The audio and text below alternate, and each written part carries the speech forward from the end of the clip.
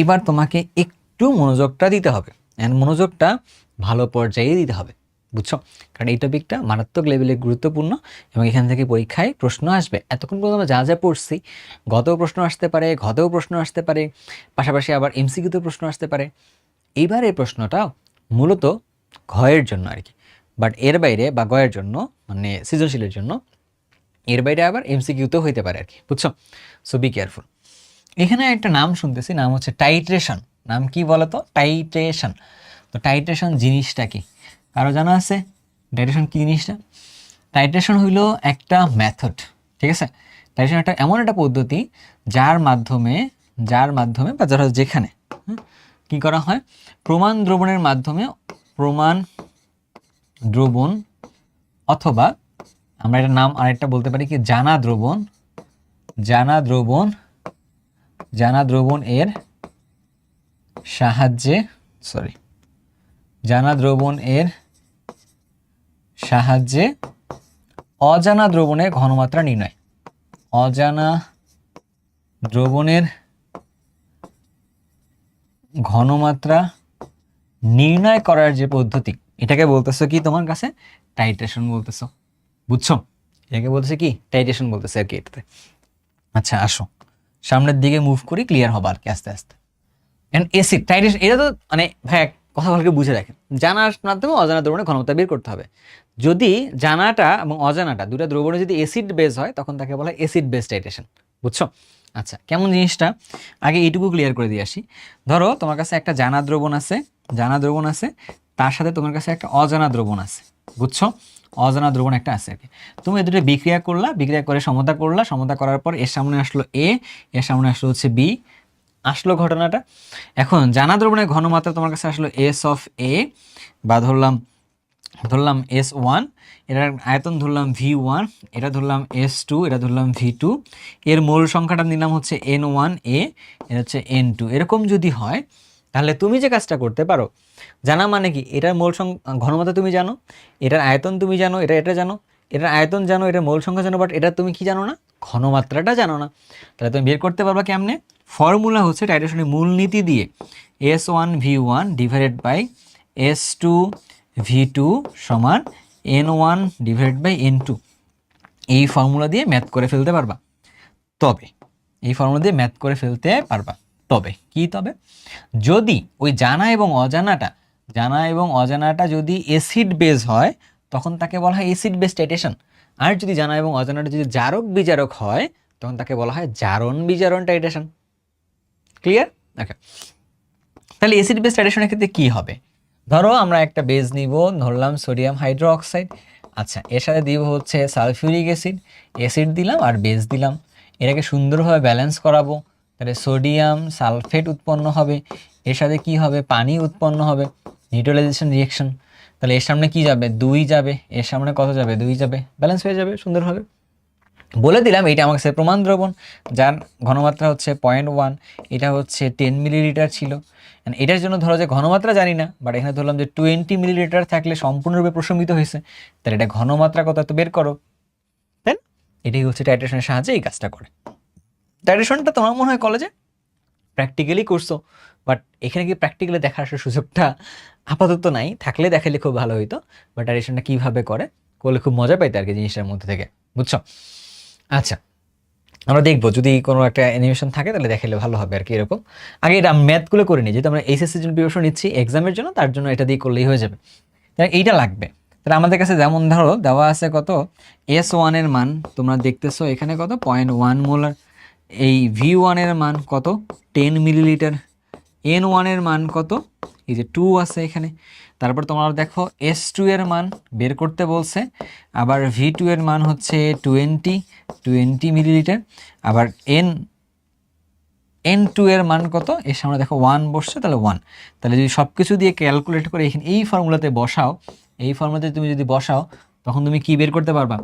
S2 এর একটা মান বের করতে পারবা, ওটাই আসলে অ্যান্সারটা, বুঝছো? তাহলে টাইট্রেশনে কেমনে কাজ করে, একটা জানা থাকে একটা অজানা থাকবে, সেটা দিয়ে আমাদের এই ফর্মুলায় বসাই দেবো, তাহলে ম্যাথ হয়ে যাবে আর কি। ডিটেলসে গেলাম না? আচ্ছা তাহলে আমরা দেখি একটু টাইট্রেশনটা কেমনে করে, যদি কোনো সিমুলেশন পেলে খুব ভালো হতো না? তো সাধারণত সবগুলো সিমুলেশন পাওয়া যায় হচ্ছে ফেটে পাওয়া যায়। তো ফেটে এখানে আছে কি না একটু দেখি, হ্যাঁ দেখি, দাঁড়ো, ফেট টাইট্রেশন সিমুলেশন আছে কি না, থাকলে তোমার জন্য একটু বেটার হইতো। এই যে অ্যাসিড বেস সলিউশনের ফেট থাকার কথা, দেখি তোমরা কেউ কি ফেট ইউজ করছিলে আগে কখনো?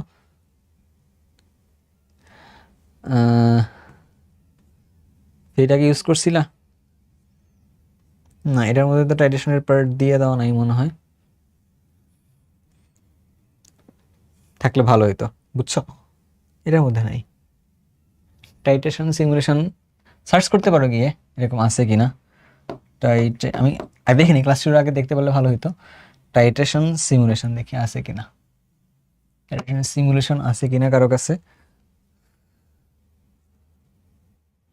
এদের কাছে একটা ভার্চুয়াল জিনিস দেখতেছি, কতটুকু কাজ করে তা জানি না।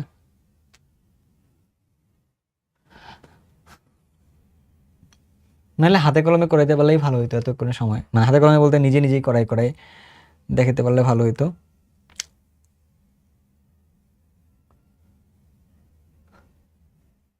দেখি আর কোনোটা কাজ করে কিনা, যে এরকম একটা সেট থাকে মূলত, বাট এইটা কি আসলে লঞ্চ করা যায় এখানে, সাপোর্ট করবে কিনা।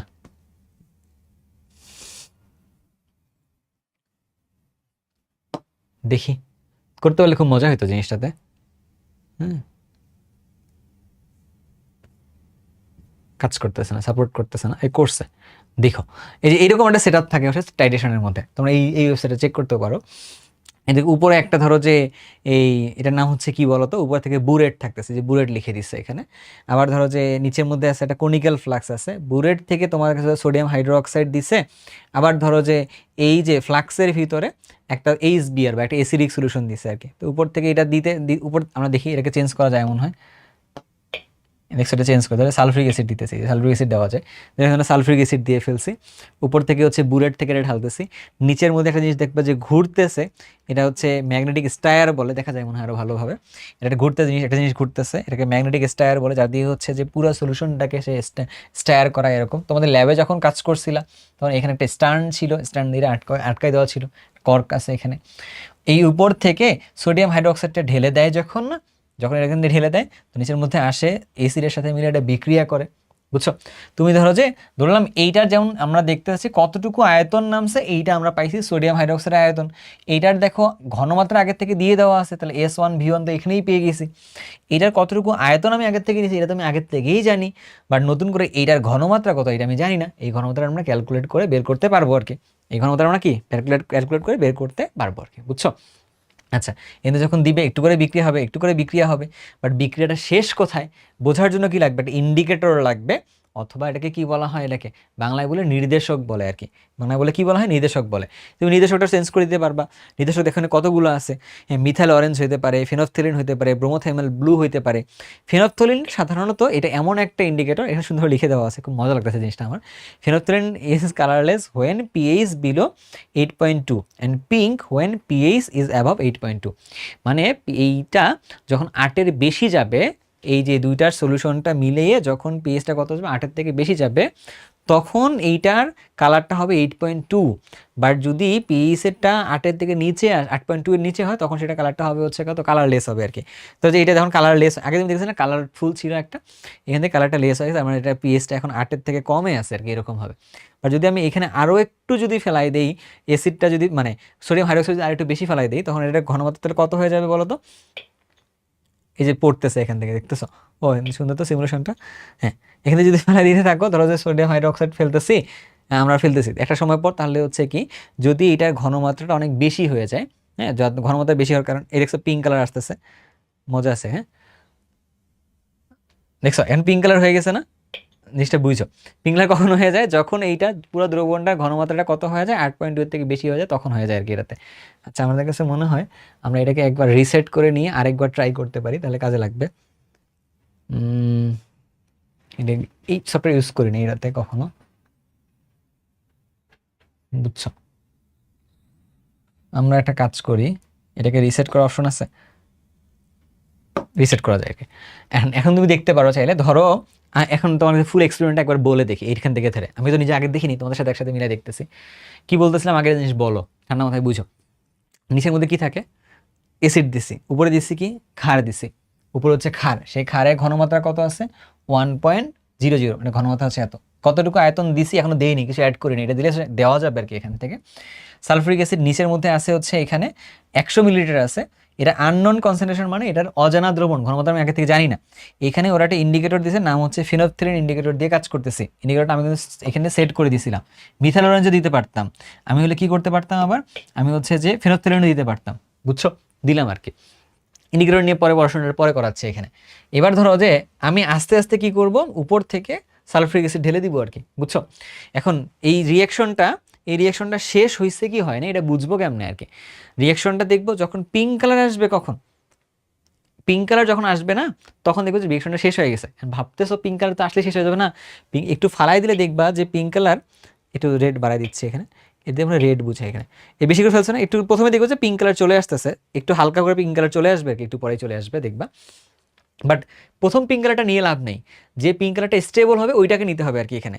এই যে একটু একটু করে পিঙ্ক আসতেছে, দেখতেছো, এই যে একটু করে পিঙ্ক আসতেছে আর চলে যাচ্ছে আর কি আবার, তার মানে কি এইটা এখনো পুরোটা বিক্রিয়া হয়নি, পুরো বিক্রিয়াটা যেখানে শেষ হয়ে যাবে ওইটার নাম হচ্ছে আমাদের কাছে কি বলতো, ওইটার নাম হচ্ছে আমাদের জন্য নিউট্রালাইজেশন পয়েন্ট বা এন্ড পয়েন্ট, বা ওইখানেই প্রশমিত হয়ে গেছে পূর্ণভাবে।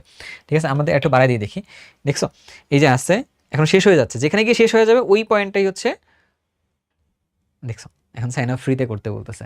হ্যাঁ, যাক আমরা যতটুকু শেখা শিখে ফেলছি ওদের কাছে, টাইম সাব 5 মিনিট হচ্ছে ওদের জেনে দেয় একদিনে, অ্যাজ ইউ আর গেস্ট। তোমরা সেটা প্র্যাকটিস করতে পারো এই ওয়েবসাইটটা নিয়ে। আমি টাইমটা খেয়াল করি নাই।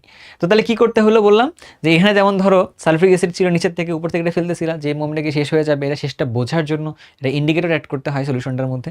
বাট ইন্ডিকেটর আসলে আমরা ম্যাথের মধ্যে কোনোভাবে ইফেক্ট ক্রিয়েট করে না। ইন্ডিকেটর কোথায় লাগে, প্র্যাকটিক্যালি যখন আমরা করতে যাই তখন এটা কাজে লাগতেছে আর কি, বুঝছো ঘটনাটা।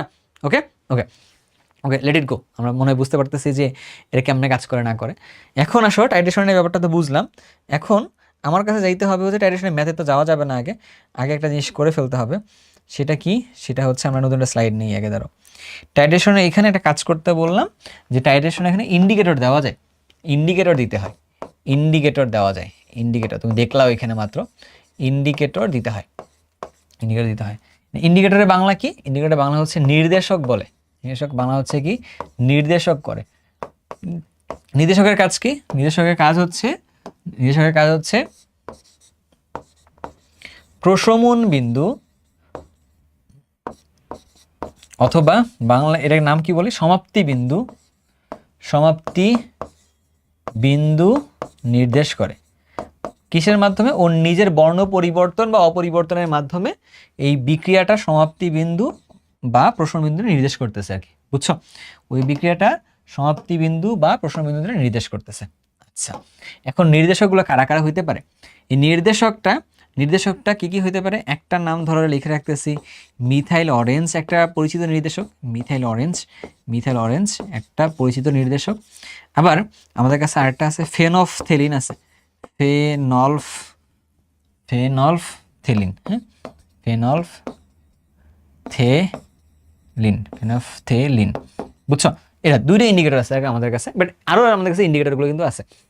মানে ফেনফথেলিন ইন্ডিকেটরটা কাজ করে কখন, হ্যাঁ, যখন ওই সলিউশনটা মানে অ্যাসিড আর বেস দুটাকে মিক্স করে দিলে প্রশমন বিন্দু যেটা আছে, প্রশমন বিন্দুতে পিএইচটা হ্যাঁ 7-এর থেকে বেশি হবে আর কি, ঠিক আছে। ধরো যে পিএইচ, প্রশমন বিন্দুর পিএইচ উইল বি 7-এর থেকে বেশি, তখন হচ্ছে ফেনফথেলিন ইন্ডিকেটরটা কাজ করবে। বাট যদি সলিউশনটার পিএইচটা 7-এর থেকে কম হয়, তখন হচ্ছে আবার কোনটা কাজ করবে, মিথাইল অরেঞ্জ কাজ করবে। তার মানে তুমি যে মিক্সারটা নিছো ওই মিশ্রণের পিএইচটা, এটা হচ্ছে মিশ্রণের পিএইচটা, যে মিশ্রণটা তুমি নিছো, মিশ্রণের পিএইচ যদি 7 থেকে কম হয়, বা দ্রবণের প্রকৃতি বা মিশ্রণের প্রকৃতি যদি 7 থেকে কম হওয়া মানে কি, যদি অ্যাসিডিক হয় তখন মিথাইল অরেঞ্জ দিবা। আর যদি এইটা অ্যাসিডিক না হয়, যদি এটা বেসিক হয়, তখন তুমি কি দিবা, আসলে ফেনফথেলিন দিবা, বুঝছো। কেন ভাই এইগুলোর কি দিচ্ছি, কারণ এই কালার দেখানো না দেখানো এখানেও আরেকটা কেমিস্ট্রি আছে, সেকেন্ডারি, এটাতে আসলে নিউট্রালাইজেশনটা হয়। এটা যেন তোমাকে বলে রাখি, এই মিথাইল অরেঞ্জ যে আছে ও নিজে হচ্ছে দুর্বল ক্ষার, এটা কিন্তু বেশি দেওয়া যাবে না, খুবই কম পরিমাণে দিতে হবে। ফেনফথেলিন যেটা আছে ও হচ্ছে দুর্বল অ্যাসিড, তাহলে খেয়াল করে দেখো, ক্ষারীয় মাধ্যমে দুর্বল অ্যাসিড দিয়ে কালার পরিবর্তন করাইছো, আবার অ্যাসিডিক মাধ্যমে দুর্বল ক্ষার দিয়ে কালার পরিবর্তন করাইছো। বুঝছো? আচ্ছা, এখন ভাইয়া কখন কোন নির্দেশকটা দিব এইটা একটু বোঝা লাগবে আমাদের কাছে, এইটা একটু আমাদের কাছে বুঝতে হবে। তাহলে একটু চলো বুঝে আসি, দেখি পারি কিনা। ধরো আমি একটা সলিউশন করতেছি, তার নাম হচ্ছে স্ট্রং স্ট্রং অ্যাসিড। স্ট্রং অ্যাসিডের সাথে স্ট্রং বেজের একটা স্ট্রং বেজের একটা আমি কি দিচ্ছি বলো তো, একটা সলিউশন নিয়ে কাজ করতেছি, টাইট্রেশন করতেছি। ওই জায়গায় তাহলে আমি নির্দেশক কোনটা দিব? ওই জায়গায় নির্দেশকটা আমি মিথাইল অরেঞ্জও দিতে পারবো, মিথাইল অরেঞ্জ দিতে পারবো, অথবা আমি ফেনফথেলিনও দিতে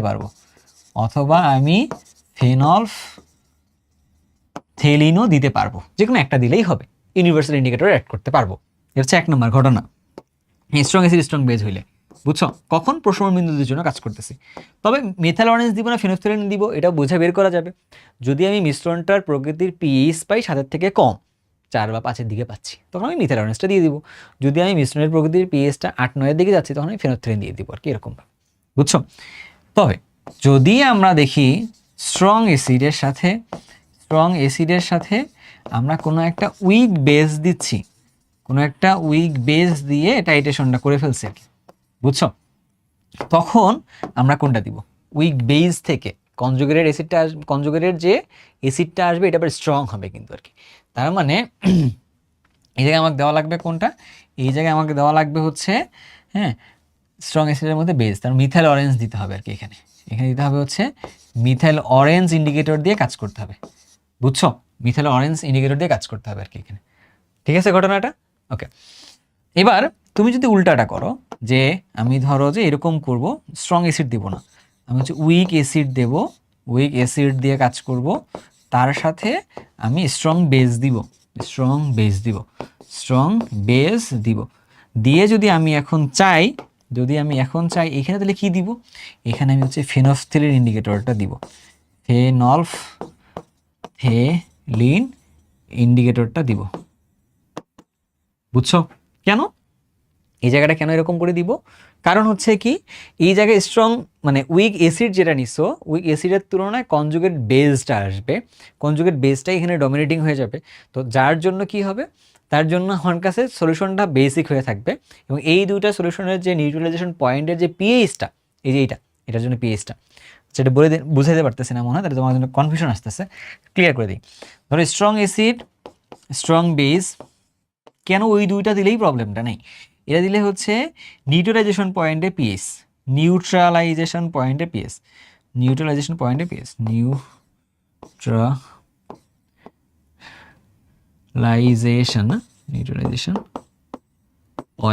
পিএস। আচ্ছা, আমরা আরো একটু সহজ করে বলি, এন্ড পয়েন্ট বলি তাহলে সুবিধা হবে।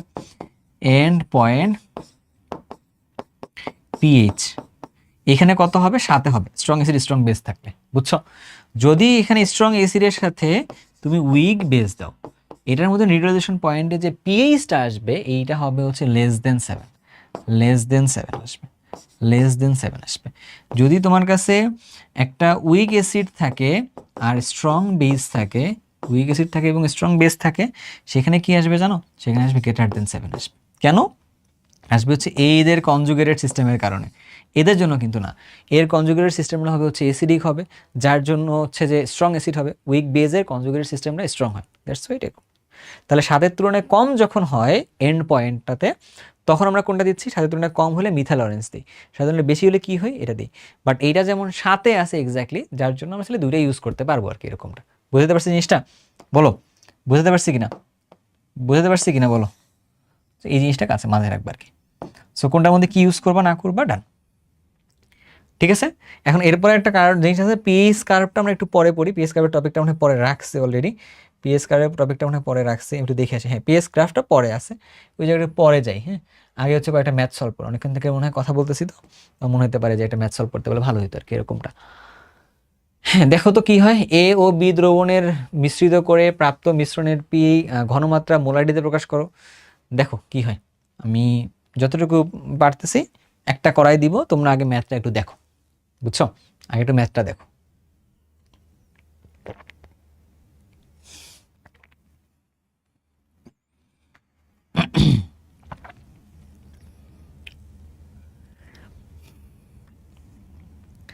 মিশ্রণের পিএইচ এর ব্যাপারটা আছে না, মিশ্রণের পিএইচটা দুইটা অ্যাসিডের মিশ্রণ হতে পারে, দুইটা বেজের মিশ্রণ হতে পারে, একটা অ্যাসিড একটা বেজ হতে পারে।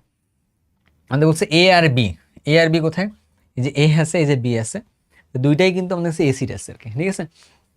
সেটা একটু করে দেখি।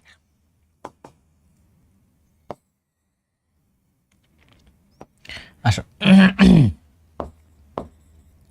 ক নম্বরে, তাহলে N of A, N of A, A পাত্রের HCl এর মোল সংখ্যাটা কত হবে? এই দুটো গুণফল করলেই হবে। এন সমান এস ইন্টু ভি, এই ফর্মুলা আমরা জানি। এস এর মান কত, সেমিমোলার বলছে, তাহলে 0.5। এটা কত, এটা হচ্ছে 20, এটা হচ্ছে 20 ইন্টু 10⁻³ তাহলে এত মোল HCl আছে, এত মোল HCl আছে, মানে কত হবে, তাহলে 10 ইন্টু 10⁻³ এত মোল HCl আছে হচ্ছে এই পাত্রে। তাহলে এন অফ বি কত, এন অফ বি এইটা আছে কত আবার, এটা হচ্ছে ডেসিমোলার, 0.1 এর সাথে 50 ইন্টু 10⁻³ এত এত মোল। তাহলে হিসাব নিকাশ করলে কত আসে, তাহলে আসতেছে হচ্ছে 5 ইন্টু 10⁻³ এত মোল HCl আছে, আছে। আচ্ছা, তাহলে এন টোটালি এ প্লাস বি পাত্র যদি করতে যাই, তাহলে এন টোটাল তাহলে কত হবে, এন টোটাল তাহলে কত হবে, তাহলে হচ্ছে 15 ইন্টু 10⁻³ এত মোল HCl হবে। তাহলে এই HCl এখন ঘনমাত্রা কত হবে আর কি, হ্যাঁ, তাহলে হচ্ছে এই নতুন ঘনমাত্রা এ প্লাস বি দ্রবণে নতুন ঘনমাত্রা যেটা হবে সেটা কত হবে, এন বাই ভি। এন হচ্ছে কত, 15 ইন্টু 10⁻³ ভি কত হবে 20 আর 50 যোগ করো, তাহলে হচ্ছে কত হবে 70 ইন্টু 10⁻³। এটা হিসাব নিকাশ করার পরে দেখো কত আসে, তাহলে আসতেছে কত 0.21 এত মোলার আসতেছে। তাহলে আমরা পাইলাম এ প্লাস বি দ্রবণের ঘনমাত্রা পেয়ে গেছি, তাই না। তাহলে মিশ্রণের ঘনমাত্রাতে মোলারিটিতে কত হয়, এই যে অ্যান্সারটা বের করতে পারছো, এতটুকুই আসলে কাজ, আর কোনো কাজ নেই এখানে, বুঝছো। আচ্ছা, এখন আসো, তারপর হচ্ছে কি এ ও সি পাত্রের দ্রবণের মিশ্রণের প্রকৃতি বের করো, আবার মিশ্রণ, বাট এ হচ্ছে অ্যাসিড, বে সি হচ্ছে বেস, ঠিক আছে। আসো এবার ঘটনা কি, এইবারে মনে হয় একটু ঝামেলা, তাই না। ঘনমাত্রা এ আর সি, এর সাথে আছে হচ্ছে HCl, তার সাথে আছে হচ্ছে সোডিয়াম কার্বনেটের বিক্রিয়া দিচ্ছ, সোডিয়াম কার্বনেটের বিক্রিয়া দিচ্ছ, তাহলে কি হবে, তাহলে হবে হচ্ছে সোডিয়াম ক্লোরাইড হবে, কার্বন ডাই অক্সাইড হবে, অ্যান্ড পানি হবে, তাই না। ব্যালেন্স করতে হবে, দুইটা সোডিয়াম আছে, তাহলে 2 দাও, তুমি 2 দাও, সব কিছু দেখো ব্যালেন্স হয়ে গেছে মনে হয়, আর কোনো কাজ নেই, ব্যালেন্স অলরেডি ডান। এখন দেখি আমাদের কাছে এন অফ HCl কত, এন অফ HCl বের করা যায় কিনা। এই দুটাকে গুণ করলে এন অফ HCl এ পাত্রের জন্য 10 ইন্টু 10⁻³ এত মোল। আবার এন অফ সোডিয়াম কার্বনেট কত, সোডিয়াম কার্বনেট কত, এই যে এখান থেকে 5% আছে, এখান থেকে আর বের করতে হবে আর কি। তাহলে এটার জন্য ঘনমাত্রাটা বের করলে 5 ইন্টু 100 ইন্টু 1000 ডিভাইড বাই 106 এখান করলে এই ঘনমাত্রাটা চেঞ্জ করে নিয়ে বের করতে হবে আর কি আগে, বুঝছো। তারপরে হচ্ছে কত 100 ইন্টু 106, এটা হচ্ছে 0.471, তাহলে এইটা এখন কত পাইলা 0.471 এটা, তাহলে এই দুটো গুণ করে দাও, তাহলে হচ্ছে 0.471 0.471 10 ইন্টু 10⁻³ তাহলে কত আসলো 4.71 ইন্টু 10⁻³। তাহলে এত মোল আসতেছে আমাদের কাছে, এর মোল সংখ্যাটা পাইছি আমরা, তাই না। এবার দেখি এর 2 মোল সমান এর 1 মোল, তাহলে দেখো কি ঘটনাটা কি হয়। তাহলে 2 মোল HCl equivalent to 1 mole sodium carbonate, sodium carbonate লিখে ফেলা যায়। আচ্ছা, তাহলে এর 1 লাগলে এর ডাবল লাগে, এর ডাবল লাগলে এর তার অর্ধেক লাগে। মুখে মুখে করি একটু, যদি 10 যদি এখানে বসে তাহলে এখানে 5 লাগে, বাট আমার কাছে 5 নাই, যতটুকু আছে এটা আমার কাছে, তাহলে এইটা আছে, এটা হচ্ছে আমার কাছে লিমিটিং বিক্রিয়ক যেটা কম পরিমাণে আছে। তাহলে লিখি একটু আমরা, তাহলে 4.71 ইন্টু 10⁻³ এত মোল যদি আমরা সোডিয়াম কার্বনেট নিই, তাহলে এর তুলনায় ডাবল পরিমাণে এটা হবে, তাহলে এর ডাবল করলে কত হয় 4.71 ইন্টু 2, তাহলে এটাতে লাগবে তাহলে কত 9.42 ইন্টু 10⁻³ এত এত মোল HCl, এত মোল HCl, বুঝছো? এত মোল HClটা। তাহলে আমরা কি পাইলাম? আমরা দেখলাম এইটুকু দিয়ে পুরো বিক্রিয়াটা প্রশমিত হয়ে যায়। এটা হচ্ছে মিশ্রণ, বুঝছো?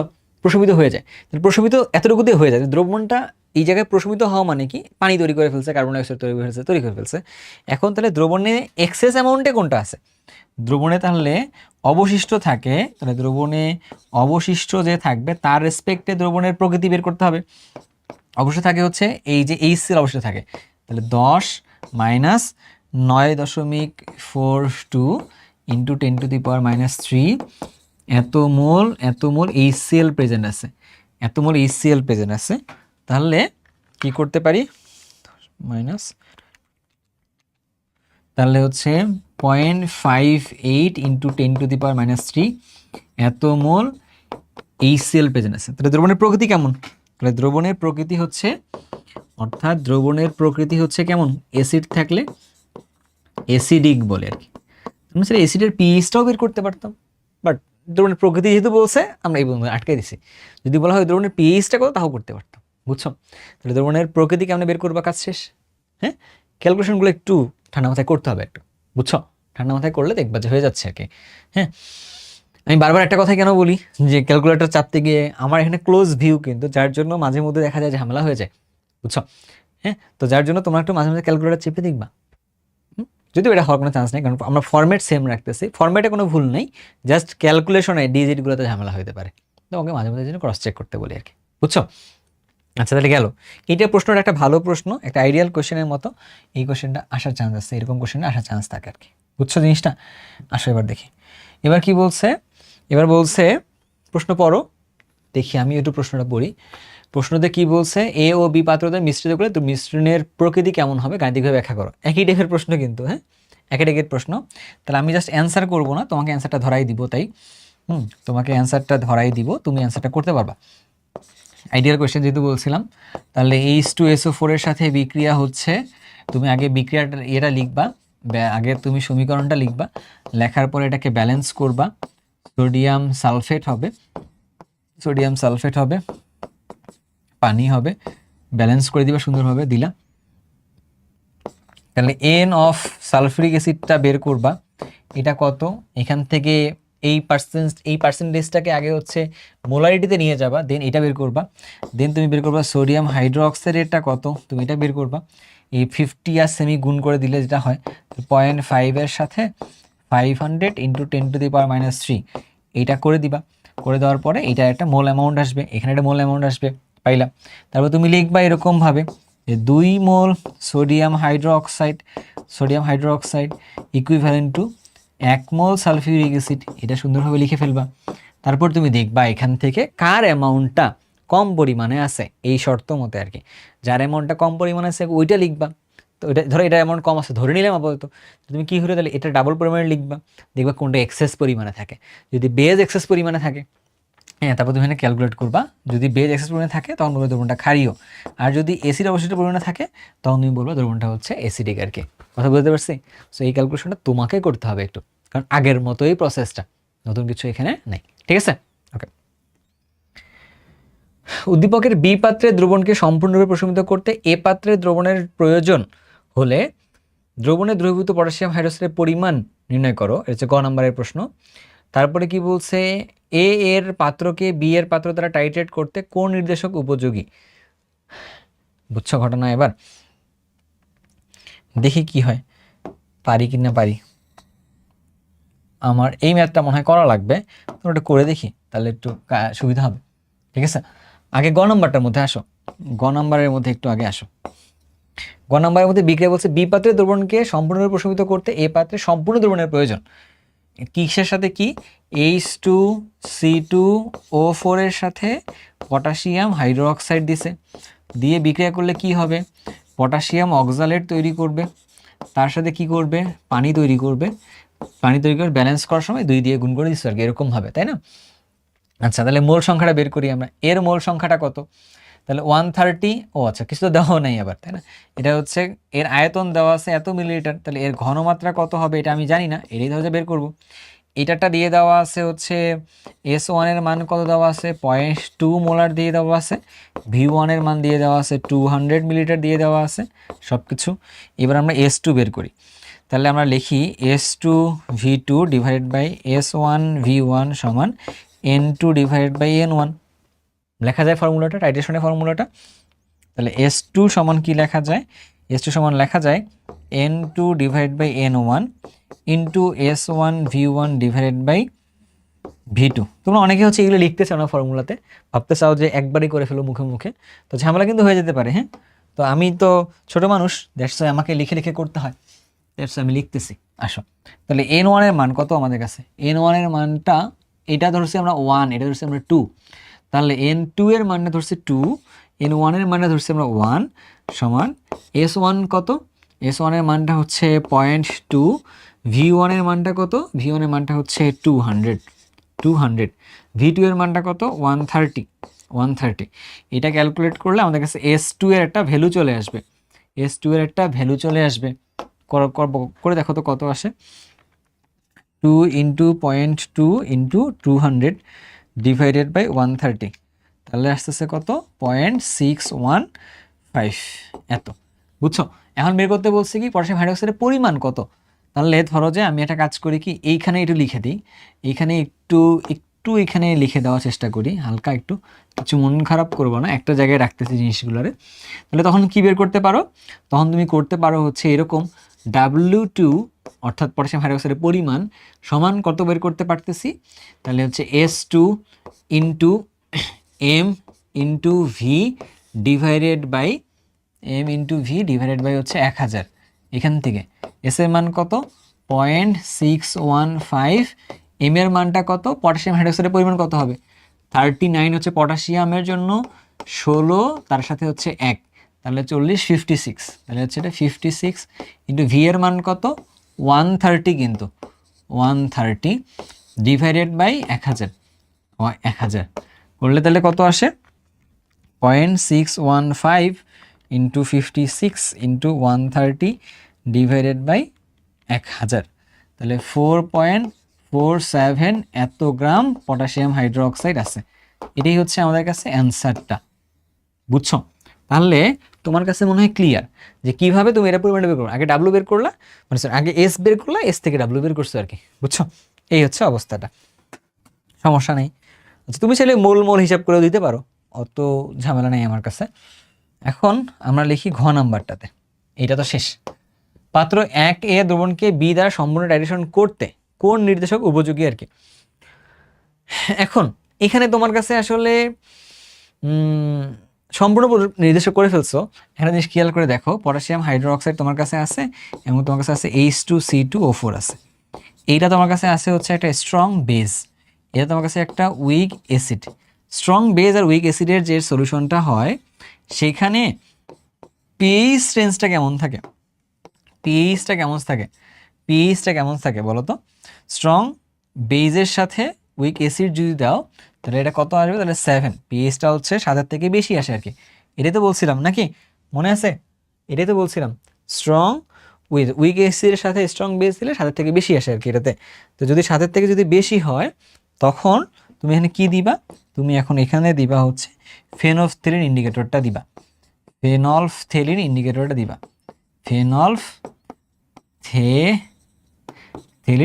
দিবা আর কি। কারণ এইটা এই রেঞ্জে গিয়ে কাজ করে, বুঝছো? এটা এই রেঞ্জে গিয়ে কাজ করবে আর কি, এইরকমটা ব্যাপারটা। তাহলে এখানকার এটা লেক্সিতের সাথে ব্যাখ্যা করতে বলছে, লেক্সিতের পার্টটা এখনো দিইনি, লেক্সিতের পার্টটা একটু পর করানোর পর দিয়ে দিচ্ছি, তাহলে তোমাদের সুবিধা হবে একটু। বাট এইখানকার এই জায়গার পিএইচ এর মানটা এক্স্যাক্টলি কত, এই ক্যালকুলেশনটা আমাদের বইয়ের মধ্যে করানো নাই আপাতত, বুঝছো? আমাদের সিস্টেম এটা করানো হয়নি। তবে আমি এটা নর্মালি সাধারণত করাই কখন, যে ইঞ্জিনিয়ারিং ব্যাচে হয় যখন, তখন করাই আর কি। তার আগে হচ্ছে এটা করাচ্ছি না, এটা না করলেই হবে। বাট এই যে যতটুকু দিয়ে ব্যাখ্যা করতে বলছি এতটুকু ব্যাখ্যা করায় লেক্সিতের সাথে ব্যাখ্যা করতে হবে আর কি, বুঝছো? বাট লেক্সিতের ব্যাখ্যাটা একটু পরে দিচ্ছি, হালকা একটু পরে দিচ্ছি আর কি এখানে, বুঝছো? কারণ তুমি জানো পিএইচ এর গ্রাফটা পরেও আছে। পরস্পর প্রশমিত করতে আরো কত আয়তন অ্যাসিড বা ক্ষার দ্রবণের প্রয়োজন পড়বে, এইটাকে প্রশমিত করতে হবে কমপ্লিটলি, করতে গেলে কতটুকু অ্যাসিড বা ক্ষারের প্রয়োজন পড়বে আর কি। এটা তো এখন জানি না, বের করতে হবে তাহলে এখানে ঘটনাটা। তাহলে আগে এই 0.5 গ্রাম যেটা আছে এইটা দিয়ে এর একটা আয়তন মানে এর ঘনমাত্রা বের করে ফেলো এখানে আর কি, বুঝছো?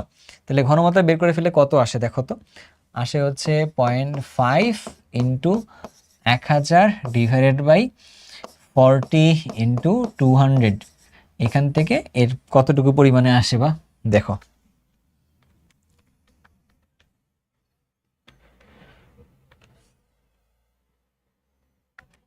ফর্টি ইন্টু 200, তাহলে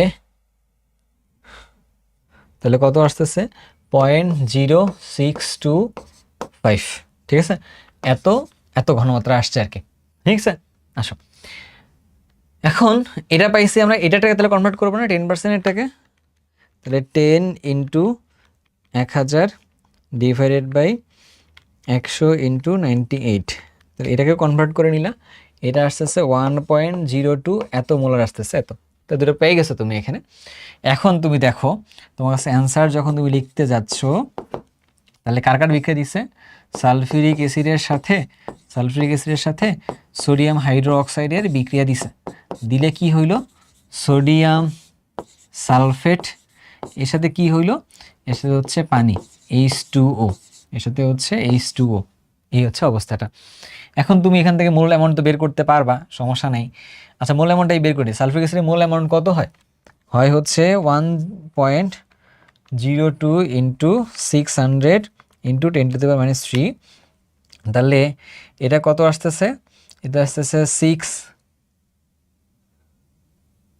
কেমনে করবো কাজটা, লিখে দিচ্ছি এইভাবে 0.612 এত মোল হচ্ছে এটা পরিমাণটা, এটা পরিমাণ তাহলে কত সোডিয়াম হাইড্রোক্সাইডটা, তাহলে 0.0625 ইন্টু 200 ইন্টু 10⁻³ এইটা হচ্ছে কত 0.0125 এত মোল।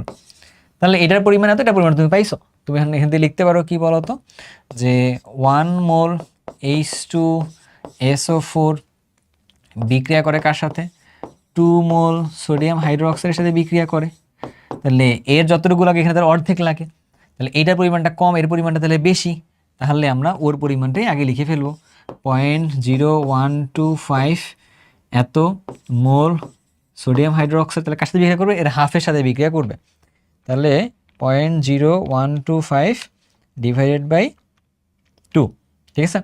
তাহলে এটা কত হইল, এটা হবে হচ্ছে 6.25 ইন্টু 10⁻³ বুঝছো? এত মোল সালফিউরিক অ্যাসিডের সাথে বিক্রিয়া করবে, তাহলে এখন অবশিষ্ট তাহলে থাকবে কতটুকু, অর্থাৎ অবশিষ্ট থাকবে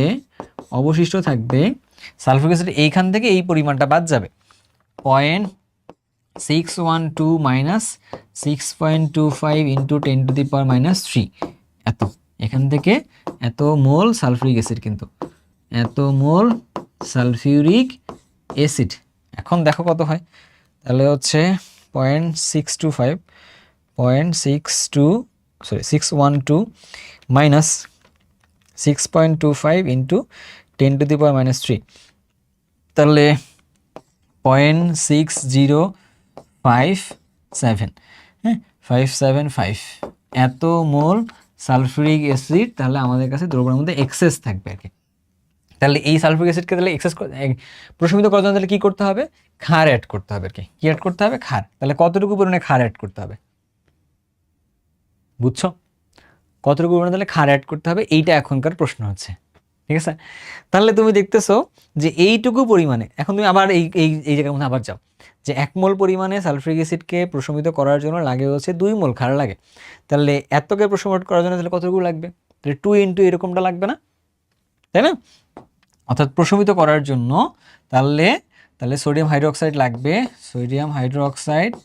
লাগবে কতটুকু প্রশমিত করার জন্য, লাগবে হচ্ছে 2 মোল, তাহলে এর সাথে 2 ইন্টু 0.60575 এত মোল লাগবে, তাহলে এত মোল মানে কি, তাহলে এত ইন্টু 2 লাগে হচ্ছে 1.2115, তাহলে এত মোল সোডিয়াম হাইড্রোক্সাইড লাগবে, ঠিক আছে? কত আয়তন চাইছে, এবার মোল সংখ্যা থেকে আয়তনে কনভার্ট করতে বলছে, তাই না? এখন তুমি একটা জিনিস খেয়াল করে দেখ, এত মোল লাগবে, বাট ওর কিন্তু ঘনমাত্রা আমার কাছে যা দিয়ে দেওয়া ছিল এইটা তো কনফার্ম ভাইয়া, এই দ্রবণটা ঘনমাত্রা তো ফিক্স দেওয়া ছিল, তাহলে আমরা চাইলে সেম ঘনমাত্রা আরও কিছু জিনিস ঢালতে পারবো আর কি এরকমভাবে। তাহলে একটা কাজ করি, তাহলে এস আগের থেকে যা আছে তাই, তাহলে কতটুকু ঢালতে হবে, দিলাম প্রাইমটা, এই দুটা গুণফল হইতে হবে হচ্ছে এত 1.2115। তাহলে আমাদের কাছে ভি প্রাইম যদি বের করতে তাহলে কত হবে 1.2115 ডিভাইডেড বাই এস এর মান কত 0.06 না 0.0625, ওই যেটা এত ঘনমাত্রা আগের থেকে ছিল তার কতটুকু আয়তন সেম ঘনমাত্রা কতটুকু জিনিস ঢালতে হবে আর কি, ডিভাইডেড বাই 0.625। তাহলে কত হইল আরও 19.3834 এত মিলিলিটার যদি সোডিয়াম হাইড্রোক্সাইড ঢালতে পারো তাহলে তোমার কাছে মানে সেম এই ঘনমাত্রারই 19.384 এতটুকু পরিমাণে তুমি যদি সোডিয়াম হাইড্রোক্সাইড ঢালো তাহলে এটা পূর্ণাঙ্গ রূপে প্রশমিত হয়ে যাবে আর কি। বুঝছো ঘটনাটা? তাহলে এরকমভাবে কাজ করা লাগবে, ঠিক আছে? সো ম্যাথটা একটু ভালোভাবে আবার ক্রস চেক করবা, করে করে করে করে বুঝবা, বুঝে বুঝে একটু আঁকাবা আর কি। ডান কি না? ডান ডান। ওকে, কি বলছে এ ও বি এ ও সি পাতে টাইরেশনে একই নির্দেশক ব্যবহার করা যাবে কিনা দেখি। আমাদের কাছে আগের যে টাইরেশনে যে চারটা বলছিলাম সেটা দিয়ে মাথায় রাখতে হবে। এ ও বি বলছে তাই না, এ আর বি, এর মধ্যে আছে হচ্ছে এ প্লাস বি, এর মধ্যে আছে হচ্ছে sulphuric acid, sulphuric acid, B এর মধ্যে কি আছে অ্যামোনিয়াম হাইড্রোক্সাইড, অ্যামোনিয়াম হাইড্রোক্সাইড। এটাকে যদি আমরা লিখে বলি তাহলে স্ট্রং অ্যাসিডের সাথে উইক বেজের বিক্রিয়া। তাহলে এই জায়গায় আমাদের কাছে যেটা লাগবে, এই জায়গায় লাগবে হচ্ছে উইক বেজ থাকা মানে হচ্ছে মিথাইল অরেঞ্জ লাগবে তাই না, এই জায়গায় থাকা মানে হচ্ছে আমাদের কাছে লাগবে হচ্ছে মিথাইল অরেঞ্জ লাগবে, মিথাইল অরেঞ্জ দিতে হবে, বুঝছো? মিথাইল অরেঞ্জ দিতে হবে আর কি, ঠিক আছে? আচ্ছা, তারপর এ ও সি যেটা বলতেছে এ ও সি, এ আর সি, এ আর সি, এ আর সিতে কি হইল H2SO4 এর সাথে সোডিয়াম হাইড্রোক্সাইড, এখানে আবার কি সেটা স্ট্রং অ্যাসিডের সাথে স্ট্রং বেস। এখানে তুমি মিথাইল অরেঞ্জ দিতে পারবা, ফেনফথেলিনও দিতে পারবা, কোনো সমস্যা নেই এই জায়গাটায়। হ্যাঁ, দুটাই বোথ ইউজ করতে পারবা, বোথই ইউজ করতে পারো, বাট বুঝে শুনে ইউজ করতে হবে, কারণ এটা পরিমাণটা দিয়ে দেওয়া নাই তো, থাকলে বুঝতাম যে এই দুটোর মধ্যে মিক্সড করলে মিশ্রণের পিএইচটা কত হচ্ছে, যদি সাথে নিচে আসতো তখন আমি মিথাইল অরেঞ্জ দিতাম, আর তুমি যদি বেশি আসলে ওটা ইউজ করতাম। দুটার যে দুটো ইউজ করা যাবে, কোনটা কখন ইউজ করবো তার উপর নির্ভর করতেছে আর কি, এরকমটা, বুঝছো? ওকে,